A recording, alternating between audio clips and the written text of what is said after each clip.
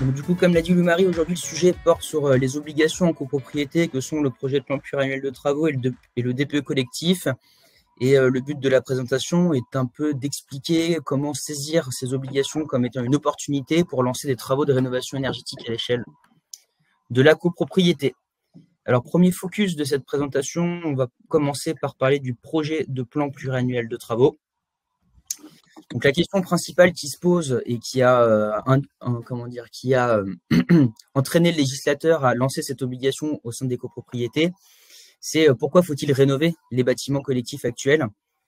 Il y a plusieurs objectifs dans ce projet de plan pluriannuel de travaux. Il permet de répondre à un certain nombre de sujets. Notamment, il permet de donner de la visibilité aux travaux collectifs à entreprendre à l'échelle du bâtiment. Il favorise les travaux de rénovation énergétique, donc qui vont concerner des postes d'isolation, du changement des équipements de production de chaleur ou de ventilation.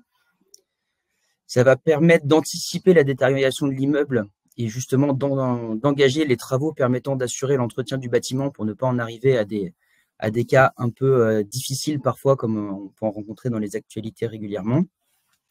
Le fait d'avoir un plan sur les prochaines années permet également de garantir un entretien plus simple du bâtiment car on anticipe les actions qui vont être à réaliser.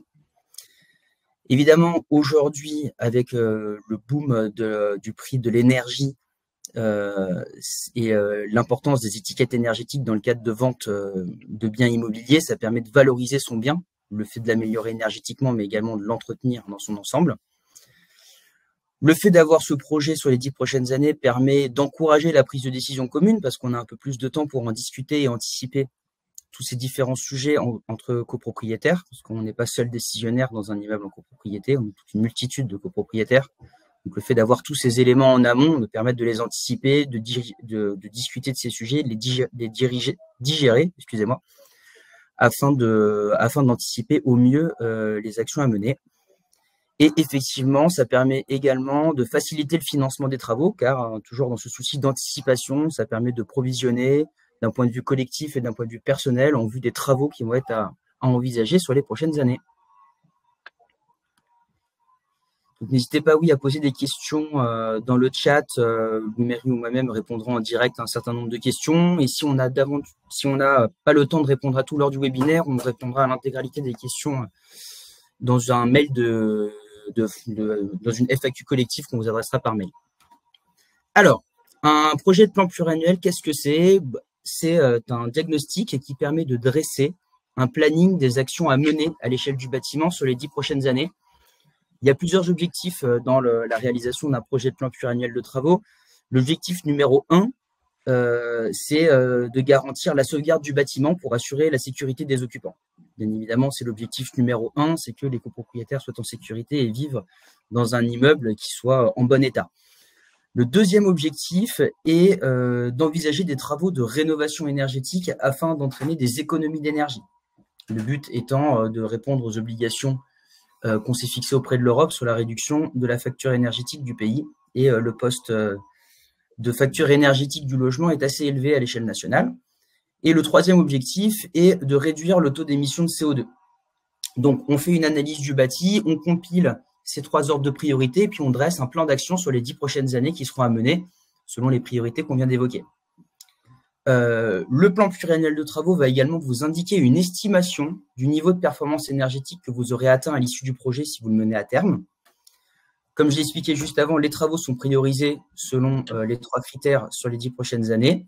Et il y a également une estimation budgétaire de chacun des gestes qui sont proposés, que ce soit des diagnostics, des études complémentaires au PPPT ou des actions de travaux purs et durs comme des travaux d'isolation, de toiture, de ravalement de façade avec isolation et ainsi de suite. Alors, aujourd'hui, le projet de plan pluriannuel de travaux est une obligation qui est fixée dans le code de la copropriété. L'entrée en vigueur se fait progressivement en fonction de la taille des copropriétés. Comme vous pouvez le voir, il y a des premières copros qui sont déjà soumis à cette obligation, car l'obligation pour les copropriétés de plus de 200 lots était fixée au 1er janvier 2023.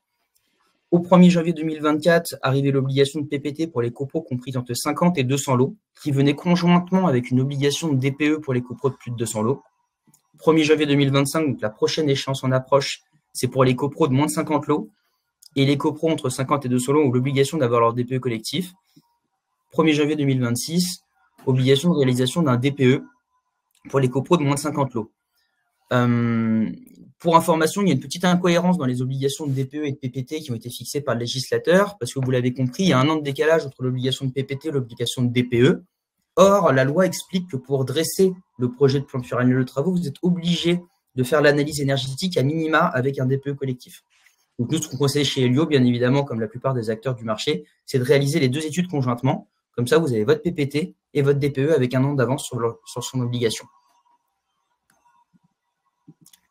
Alors, on va aller assez rapidement parce qu'on n'a pas, on essaye de maintenir le webinaire dans une demi-heure, mais comme vous pouvez le voir, le PPPT se réalise et se met en place sur plusieurs étapes. Mais c'est un peu comme toute décision en copropriété. Et la première étape, évidemment, est de proposer la réalisation des études au sein d'une assemblée générale. Lors de cette assemblée générale, le syndicat des copropriétaires décide d'adopter ou pas la réalisation de ces diagnostics. La présentation du PPT est ensuite réalisée, enfin le projet de plan pluriannuel de travaux et le DPE collectif est réalisé et est ensuite restitué et mis à l'ordre du jour de la prochaine assemblée générale. Derrière, le syndicat des copropriétaires, une fois qu'ils sont quand il y a le projet de plan pluriannuel de travaux à disposition, la copropriété peut décider de l'adopter complètement, partiellement ou pas du tout. Aujourd'hui, l'obligation fixée par le législateur est d'avoir l'étude, le projet de plan pluriannuel de travaux. Aujourd'hui, aucune obligation n'est imposée à la copropriété pour la réalisation des travaux qui sont préconisés. Si le projet de plan pluriannuel de travaux est adopté, il se transforme du coup en plan pluriannuel de travaux, pardon. Ce n'est plus à l'étape de projet, c'est à l'étape de plan qu'on met en action. Et ça va impacter la provision du fonds de travaux en fonction du montant des travaux qui ont été votés. Après cela, à chaque assemblée générale, le syndicat des copropriétaires présente un échéancier de travaux et assure l'approbation des comptes pour suivre le plan de travaux sur les 10 prochaines années. Alors, j'ai le truc qui part. Pardon. Donc la loi indique que le plan pluriannuel de travaux soit établi par une personne dotée de compétences professionnelles particulières. Tout ça est fixé par décret. Le professionnel est décidé lors de l'Assemblée générale. Par ailleurs, les modalités d'élaboration du PPT inscrites à l'ordre du jour par le syndic sont votées à la majorité simple, c'est-à-dire à la majorité des voix de copropriétaires présents et représentés. Les diagnostiqueurs immobiliers devraient vraisemblablement détenir les aptitudes nécessaires à la rédaction de ce plan pluriannuel de travaux, mais vous pouvez également contacter des architectes, des bureaux d'études thermiques. Il y a toute une multitude et un écosystème d'acteurs de la rénovation énergétique qui sont capables de vous accompagner sur ce type d'études. Une fois que je l'ai un peu évoqué précédemment, une fois que le projet de plan pluriannuel de travaux est rédigé, il est temps de soumettre aux copropriétaires les actions de travaux qui sont préconisées. La présentation du projet donc, a lieu à l'Assemblée générale qui suit la réalisation du diagnostic et les travaux sont programmés au cours de la prochaine décennie. L'adoption du projet de plan pluriannuel de travaux peut se faire dans son entièreté ou partiellement. Donc, toutes résolutions sont soumises à la majorité simple au même titre que la décision de réalisation des diagnostics. Donc là, on vous a fait un petit exemple de comment peut se présenter un projet de plan pluriannuel de travaux dans un rapport terminé. Donc, comme un peu tout diagnostic en copropriété, vous allez avoir un encart sur le profil de la copropriété, année de construction, nombre de bâtiments, nombre de lots, énergie de chauffage et la surface développée. Derrière, vous avez la méthode qui a permis d'élaborer le projet de plan pluriannuel de travaux. Donc, comme on l'a expliqué, ça passe par l'intermédiaire d'un DPE collectif et ça peut être par l'intermédiaire d'un DTG ou d'un audit architectural.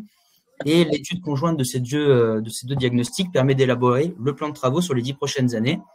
Et donc là, sur la partie droite de l'écran, on vous a présenté un tableau de projet de plan pluriannuel de travaux sur une copropriété type. Donc, comme vous pouvez le voir, il y a des actions qui sont préconisées par année sur 10 ans, avec en haut une estimation de l'étiquette énergétique qui atteindrait le bâtiment selon ce qu'on réalise, et tout en bas, une enveloppe budgétaire estimée pour le coût de ces travaux. À prendre un peu avec des pincettes parce que vous ne saurez exactement le coût des travaux qu'une fois que vous aurez fait appel à un maître d'œuvre, rédiger un cahier des charges et consulter des entreprises. Donc là, on va faire un petit focus rapide sur le diagnostic de performance énergétique. Donc, qu'est-ce que contient le DPE? Il contient toutes les informations générales sur le bâtiment, la surface habitable, les caractéristiques thermiques et des équipements et de l'enveloppe énergétique. Il y a les quantités d'énergie finale et primaire selon les types d'usages. Les 5 usages sont le chauffage, l'eau chaude sanitaire, l'éclairage et le refroidissement et les auxiliaires. Il y a une fourchette du coût des frais de consommation. Il y a l'étiquette énergétique qui va de E à G et l'étiquette d'émission de CO2 qui va de A à G. Il y a des recommandations d'amélioration comportementale au niveau de l'utilisation de vos équipements et des besoins de chauffage que vous avez. Et il y a des recommandations de travaux avec une fourchette de prix. Donc, comment est réalisé un DPE? Un DPE doit se faire en visitant un échantillonnage de logements c'est très cadré par la nouvelle méthode de calcul 3CL 2021 qui a été fixée par le législateur. Pour faire assez rapide, on visite chaque typologie de logement au niveau du rez-de-chaussée, en dernier étage et en étage intermédiaire. Le tout devant représenter à minima 10% des logements. Et puis derrière, on extrapole une analyse pour donner une étiquette générale sur l'étiquette énergétique du bâtiment, aussi bien sur l'étiquette énergie que sur l'étiquette GES, donc le taux d'émission de CO2. Il est possible de demander au diagnostiqueur de faire des DPE individuels lors de son passage pour le DPE collectif, mais il est également possible de tirer des DPE individuels dans certains bâtiments depuis le DPE collectif, notamment quand le chauffage est en collectif et que les équipements de ventilation et que l'enveloppe du bâtiment est homogène. C'est assez marginal, c'est au cas par cas et c'est à l'appréciation du diagnostiqueur de voir, selon votre immeuble, s'il est possible de tirer du DPE collectif des DPE individuels. Donc voilà comment se présente un DPE. Je pense que beaucoup d'entre vous en ont déjà croisé. Le DPE collectif a exactement la même présentation que le DPE individuel. Donc les éléments principaux, comme vous pouvez le voir, sont les étiquettes énergie et GES. La particularité de ce nouveau DPE, est que l'étiquette énergétique de votre bâtiment ou de votre bien correspond à l'étiquette la plus défavorable entre l'étiquette énergie et l'étiquette de taux d'émission de gaz à effet de serre. Vous avez des petites informations sur les déperditions énergétiques, des informations sur les équipements et un coût moyen sur votre énergie.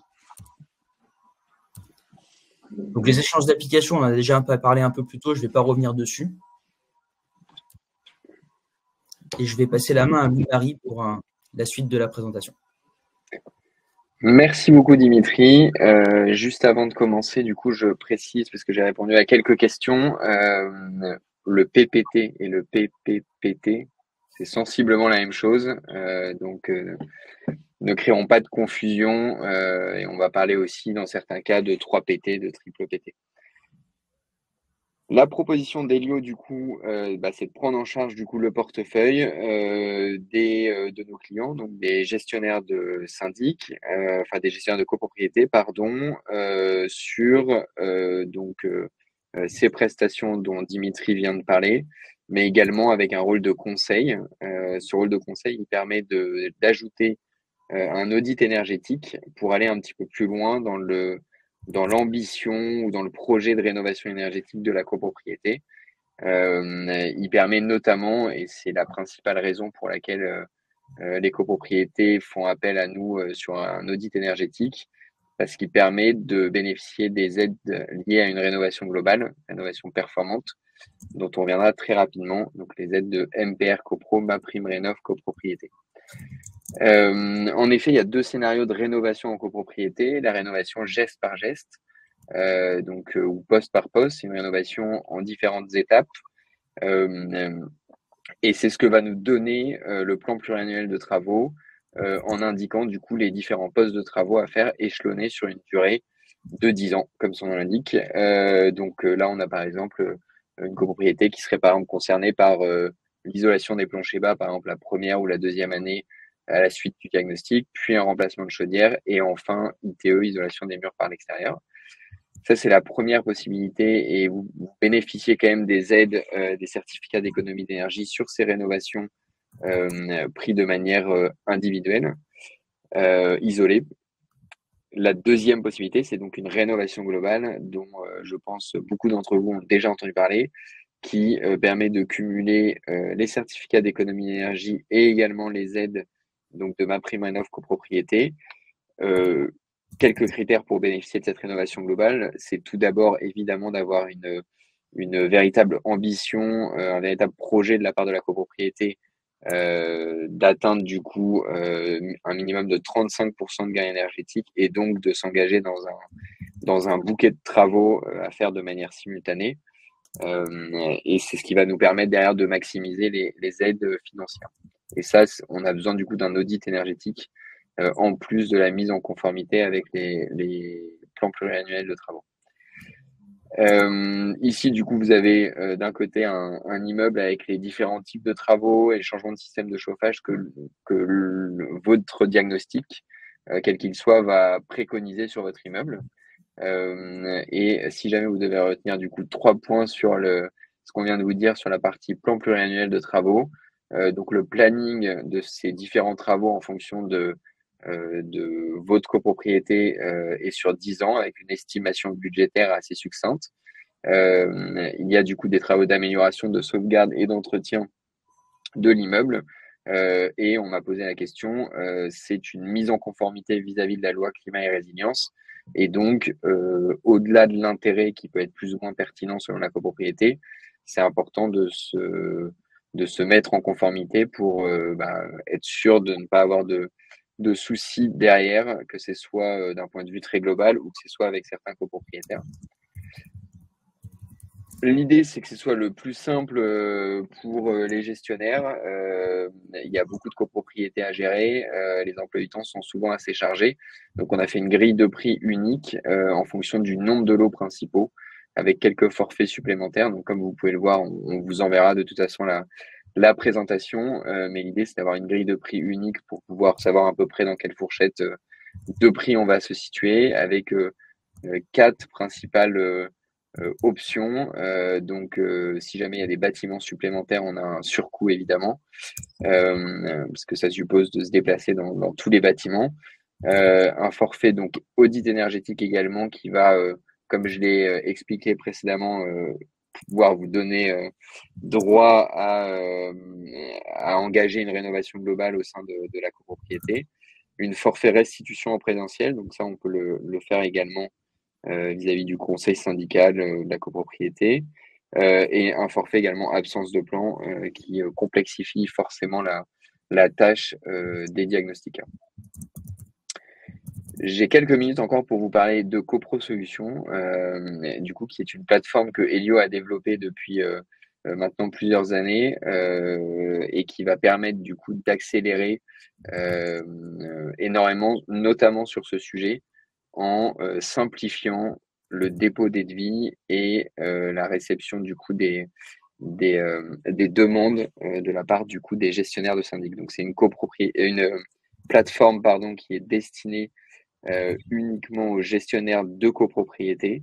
Aujourd'hui, on a plus de 1000 gestionnaires actifs, plus de 50 000 copropriétés gérées et un peu plus de 40 000 devis partagés. Là, vous avez la vue d'ensemble sur cette plateforme qui est gratuite, qu'on met à disposition gratuitement pour nos gestionnaires.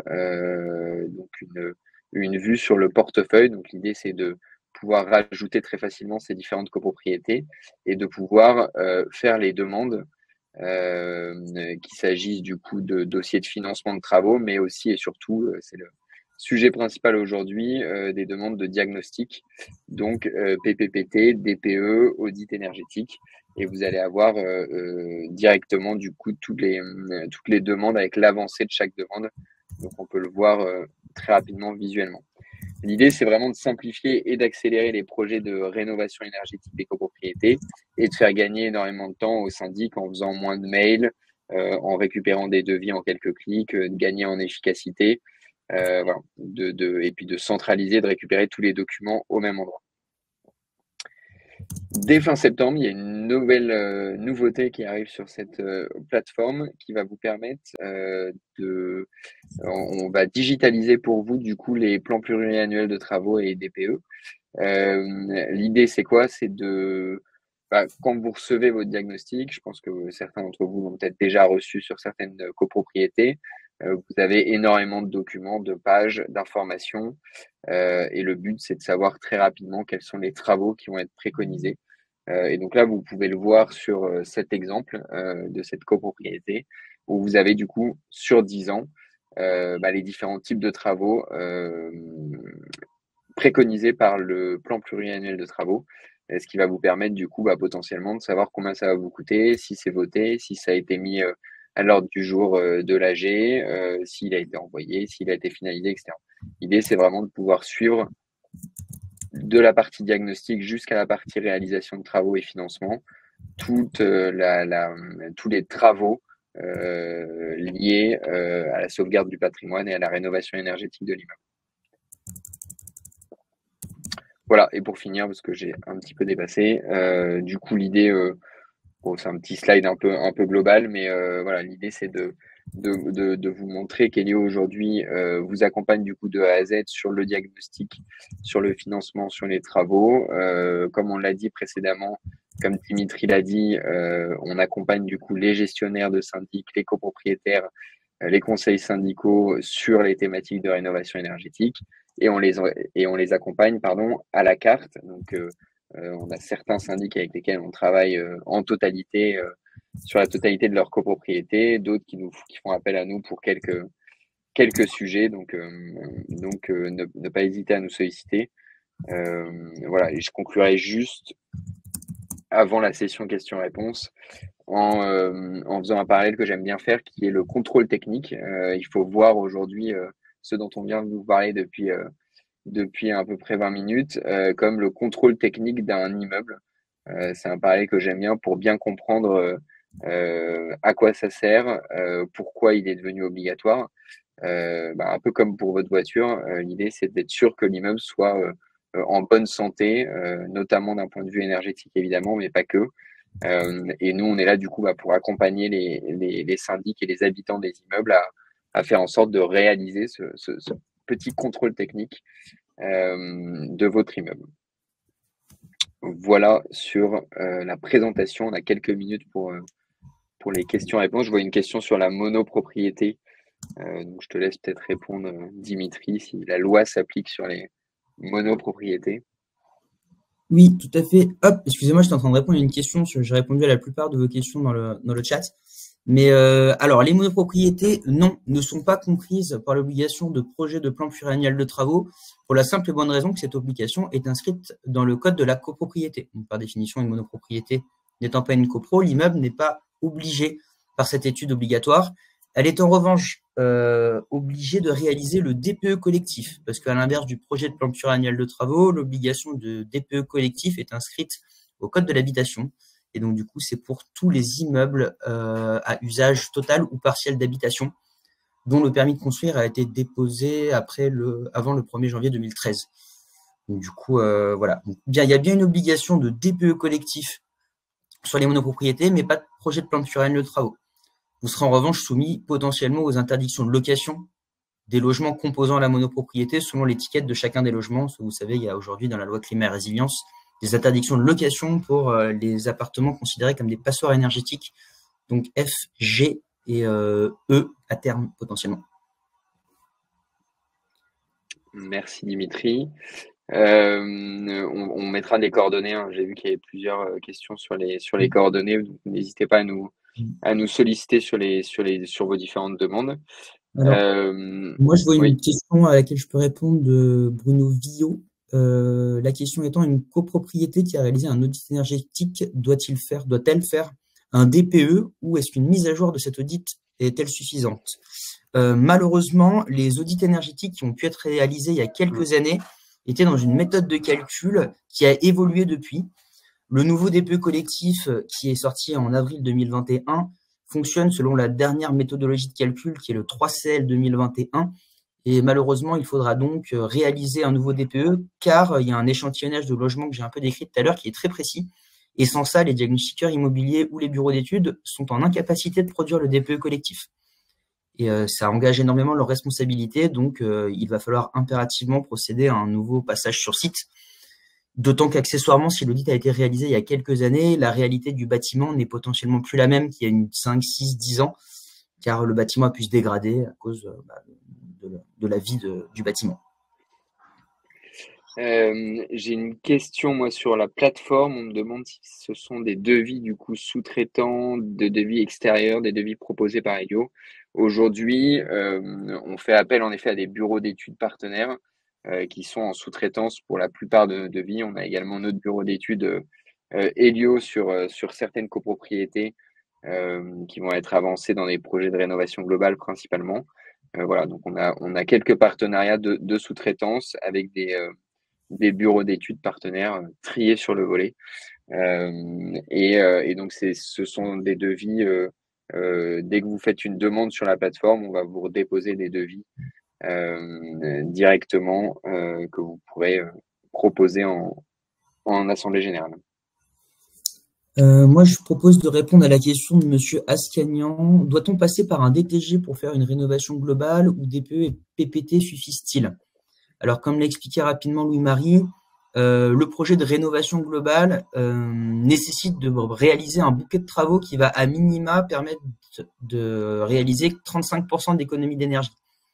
Aujourd'hui, le DPE, qui est le document énergétique dans le cadre de la réalisation du PPT standard, entre guillemets, réglementaire tel qu'on l'attend, ne permet pas d'identifier un bouquet de travaux avec des pourcentages en économie d'énergie associés.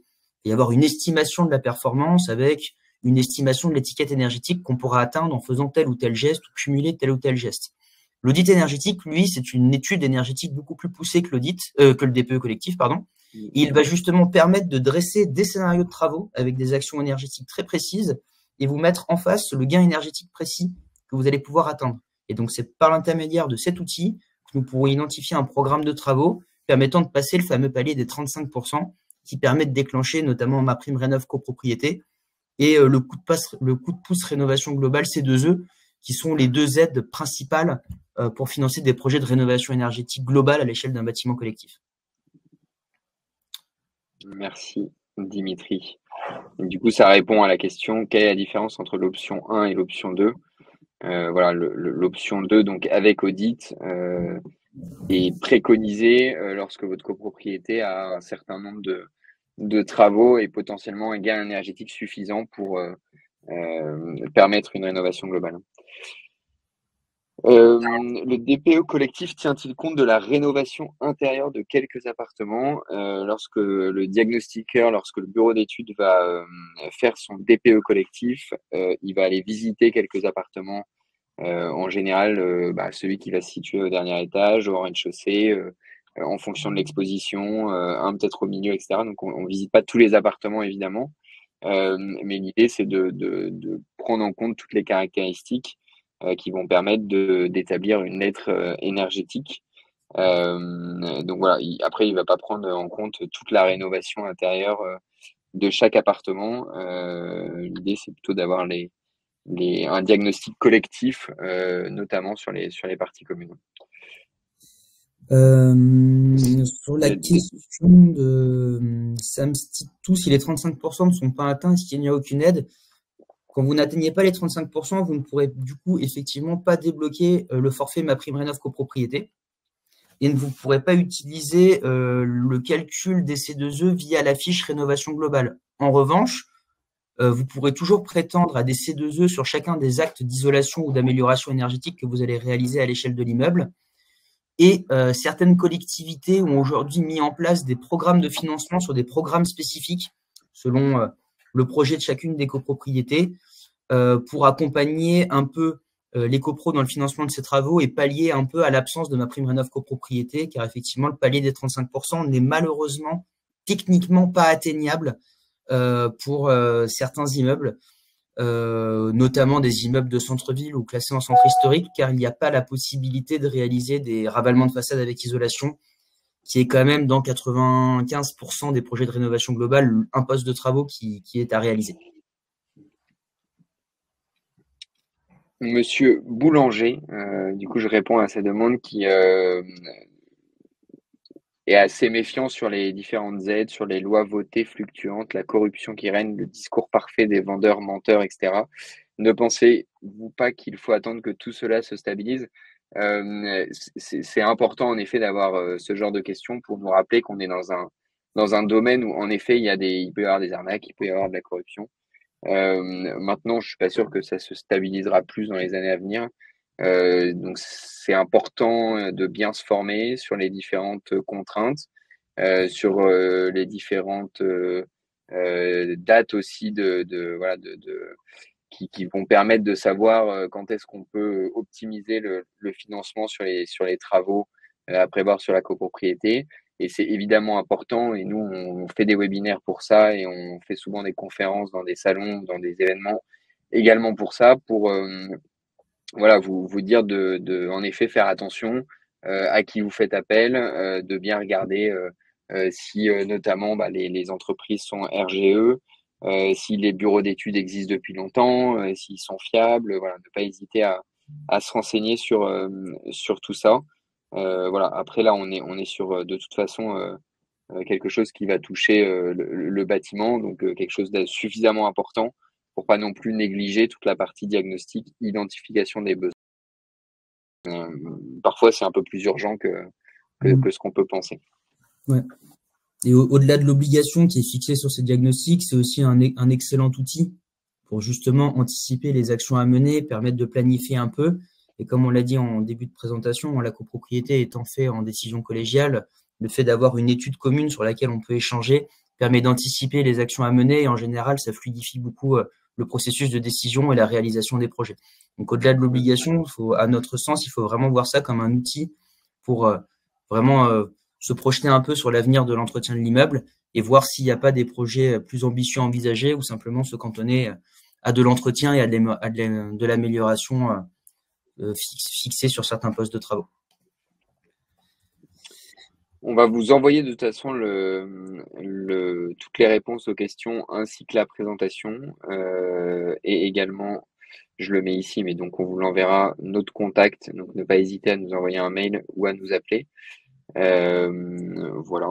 On sera au présent au Salon de l'Arc en octobre pour répondre à Monsieur Gambier. Et on travaille sur Orléans. On n'a pas d'agence physique à Orléans, mais on est plusieurs à habiter à Orléans. Et donc, il n'y aura aucun souci pour vous rencontrer ou pour répondre à toutes vos questions. Et pour répondre, juste avant de vous laisser, à Madame Chabrol, comme on l'a expliqué en début, vous inquiétez pas, toutes les questions seront répondues. On n'a pas eu le temps de répondre à tout pour se tenir dans ce format d'une demi-heure, mais on répondra à l'intégralité de vos questions et on vous fera parvenir une FAQ par mail pour que vous puissiez avoir réponse à l'ensemble des questions qui ont été posées et avoir une trace écrite de tout ça.